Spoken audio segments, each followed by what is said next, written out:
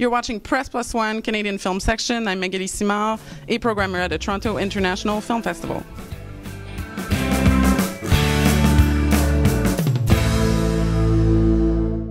I'm one of the programmers for Shortcuts Canada TIFF, and I run the Student Film Showcase, on which I program as well. So tell me a little bit about the Student Showcase.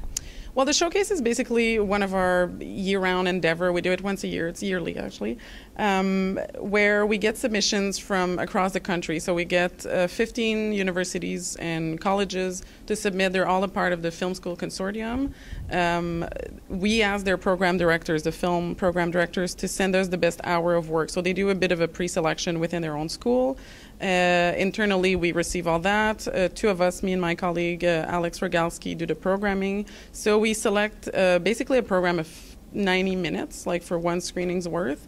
This year it comes to 12 shorts, running around 90 minutes, and it goes from coast to coast of the films we saw, and it's pretty impressive. Whether films are selected or not is still great for us to see. We like to track films, track new filmmakers, especially in Canada for shorts. It's a huge part of what we do. And for somebody like me and my colleague Alex, who programmed this one, we also program the festival in September. So this is exactly the kind of stuff we want to see. Students don't necessarily think of submitting to the festival, but we certainly encourage them to do so. And this is one of the best ways for us to get a wave of that right away.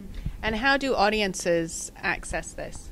Well, we do a public screening. So on May 24th, here at TIFF Bell Lightbox, we do, it's a pretty big screening. It's public. People can buy tickets right away. All the filmmakers will be in attendance, whether they're from Vancouver or downtown Toronto. We give them travel bursaries to attend the event. They get to assist to a panel discussion with industry professionals, very achieved filmmakers like Jacob Tierney and Carrie Scoglin, who did the amazing 50 Dead Men Walking a few years ago. There's also a jury of 3 professionals that are watching the films right now and are basically going to vote on the films, and 2 prizes will be given out on that night at the public screening.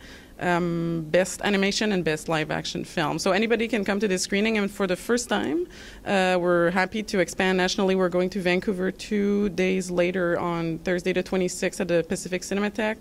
And same thing, anybody can go, and it's, I swear, it's, if anybody ever had a bad idea of the 2 words student films put together, times have certainly changed. These films are so impressive, daring. It's really a joy to see the kind of stuff that's being made in these institutions.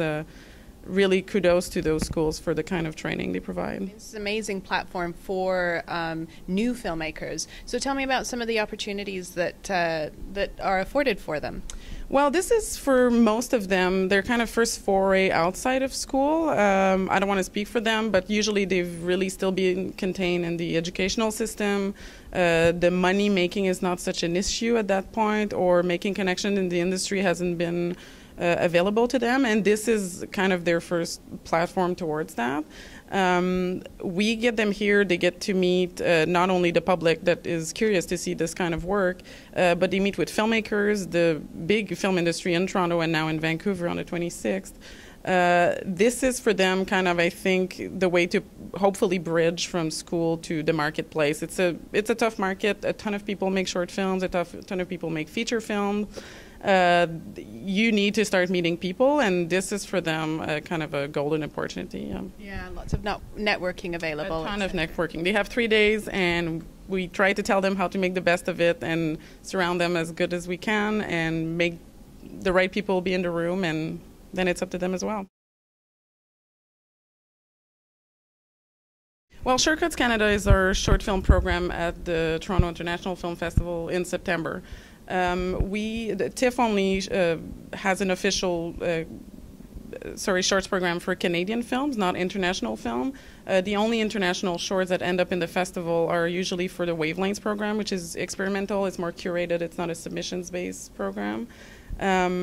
It's kind of our way to focus on the Canadian industry, and as I might have said before, when it's time to basically foster this talent and give them a platform to be seen by everybody, and be mixed with the international acclaimed filmmakers as much as the ones from here.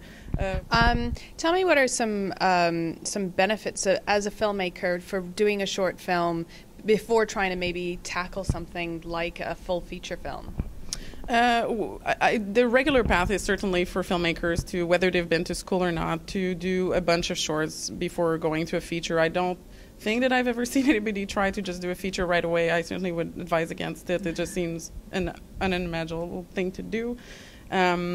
Shorts is good for many reasons, but primarily I would say certainly it's the way to develop your craft. It's that kind of odd and possibly only area, if you're going to make a career and hopefully perhaps make a salary out of it, to test grounds that you might not be able to test later. There's usually not many investors in shorts. There's always money involved, of course, but it's rarely distributed, or the distributors are much looser, acquire films once they're done rather than once they're just written or in the process of being produced, and the money kind of comes with conditions sometimes. Shorts are done with a ton of freedom. The voice of these filmmakers are certainly developed during those years. You get them to be daring, and sometimes they even tell you, which is to me very revealing. They're like, I'm not sure what I did with this film. I kind of had to try this out. And they go out and they try it, and successful or not, it's still quite the endeavor, and it's probably necessary to the next project they'll work on and whatever we'll see next. And that's the kind of thing we want to see. You know, we always, I cannot tell you enough how much we encourage people to submit, whether you'll be in or not. Festivals want to track filmmakers. They want to see what they do. They want to see what they're testing in their own craft.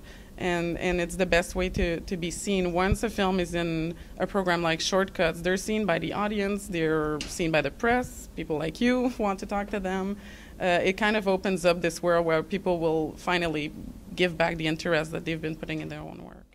In a digital age where I would think that would help new filmmakers with short films particularly, because we like things in small sound bites. Have you found the online has really helped short film makers? It has helped for sure. I mean, every new technology helps and sometimes deters people from doing certain things. There are still rules that if we're going to talk about the festival per se, we really want to be careful with people's online presence. In fact, we really tell them to be careful with their online presence. I think that posting your movie online is great. You're going to reach way more people than in one screening room at a festival. But I would say, please, for your own sake, do the festival before. Get that very focused, targeted audience and press interest, and then perhaps go crazy online, and hopefully you'll be the next viral video on YouTube or whichever website. But I think in the past 2 years, finally you get people to forward you movies year round, just whether they're old films, new films, short films. It's a much easier thing to do. 6 years ago, nobody was forwarding me just like, oh, check this little film. It was always check this funny ad, for example. But now I think the artistry of it and the craft of it is coming through. We can never mention social networking enough, I suppose, and it's true. That's where we get it, and it's a beautiful thing to see. Finally, people get to see it, and hopefully we'll come back to a day when people go see big Hollywood blockbusters and there's a short before that. That was 60 years ago, and, we can dream. Well, even when I was growing up, I saw that. I used to love that. 60 years ago. I'm not that old, but She's 80. Yeah. But I used to love that. You would get like a little short or, something at the top end, which was